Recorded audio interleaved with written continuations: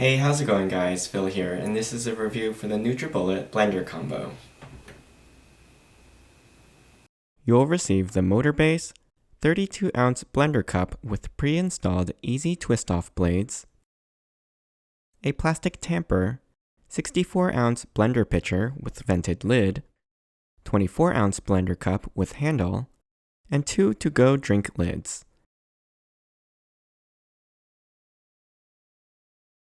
You'll also receive a user guide and a short recipe book with a handful of smoothie and soup recipes, as well as some tips and tricks for operation.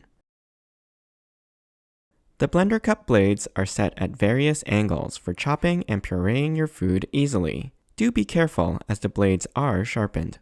Although you only get one set of cup blades, it works with both cups and simply twists on.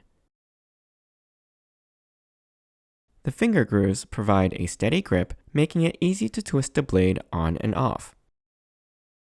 The same is true for the to-go lids, which fit either of the cups and has a convenient holder hanging ring and a pop and snap lid for drinking straight from the blender cup. This is the blender base. It is heavy duty and weighs about 5 pounds on its own.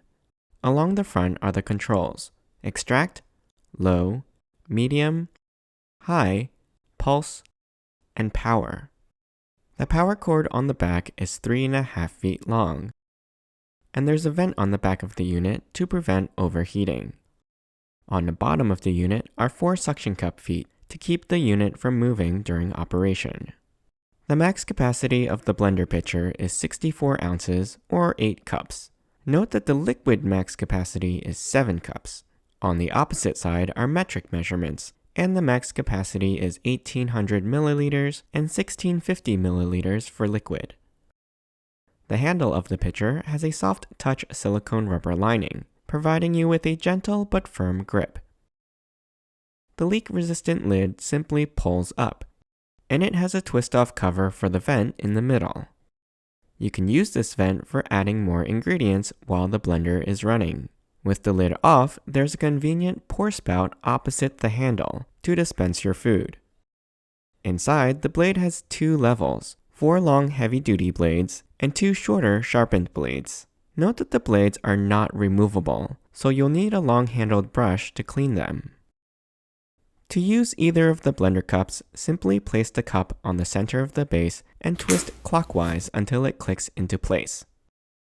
To remove the cup, twist counterclockwise and lift up. For the blender pitcher, place the pitcher on the base with the handle facing to the right, then twist clockwise until it clicks into place.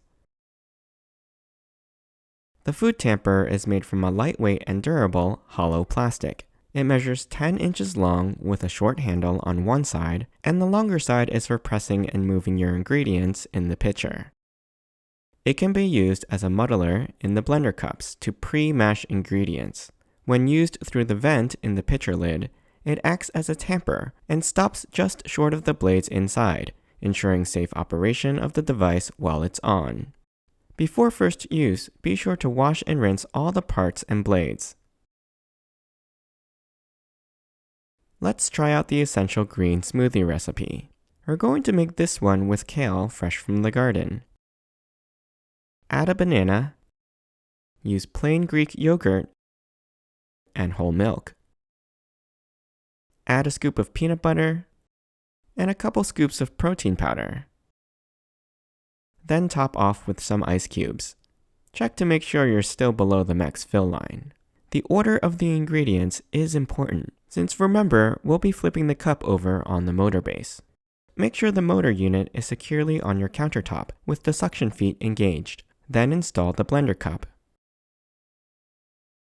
Press the power button to put the unit into standby, and I'll be using the extract mode.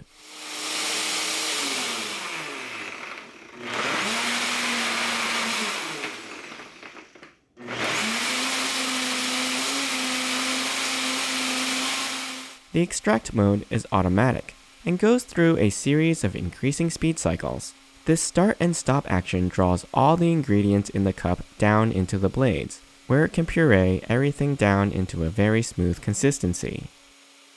The unit will run for about 60 seconds total before shutting itself off. With the blender cups, all modes will stop after 60 seconds. And this is the finished green smoothie. The consistency is thick and rich and looks really smooth.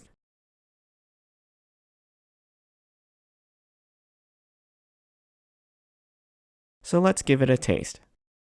Cheers! I found this recipe to be quite tasty, actually a bit on the sweet side from the banana, with some creamy tartness from the yogurt, and not really all that vegetable-y, despite the bright green color. It also made more than expected, and is probably enough for 2 servings. The next recipe I tried was the vegan tomato soup. For this one, I used fresh, ripe tomatoes from the garden versus canned ones. This required me to pre-puree the tomatoes to make room in the pitcher. Next, I added the onion, garlic cloves, nuts, olive oil, salt and pepper, and soup stock. You'll notice that I'm slightly above the max fill line here, and you'll see why that's problematic in a second. I started the blender off in low mode, and despite the high vibrations of the blender, it didn't actually move around too much. Then I increased the speed to medium, before ramping it up to high for about a minute. The last step is to heat the soup through on the stovetop.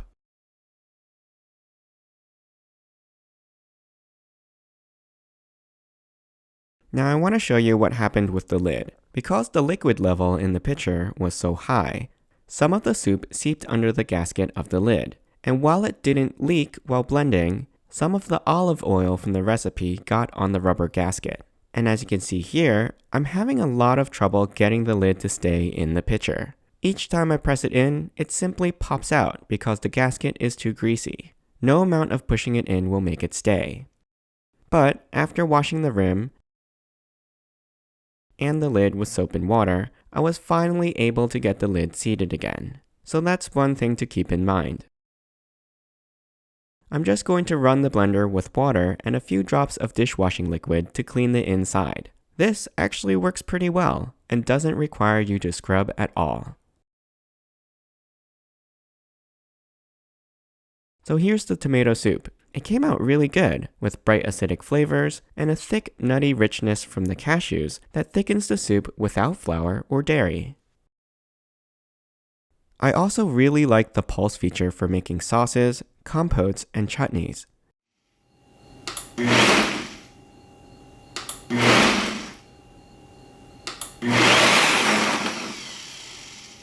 Just remember though, you can't put hot ingredients in the blender cups, because as it cools, it'll create a vacuum seal inside the cup that may make it difficult or impossible to open later.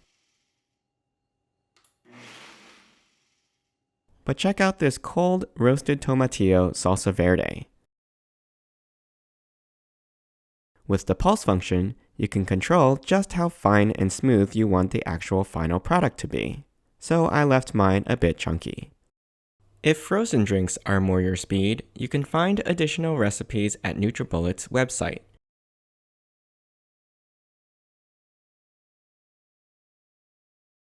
For example, raspberry daiquiris. Just start with the frozen fruit, add honey and lime juice, your choice of spirit or water for virgin drinks,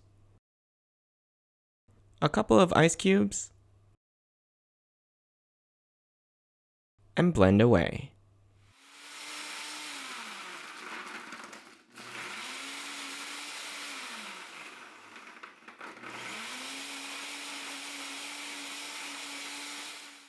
Overall, I found the NutriBullet blender combo to be pretty versatile, being able to fill the role of my smoothie maker and full-sized blender with just one machine. It's easy to use and clean, powerful, and does a great job making velvety smooth soups, smoothies, and slushy drinks.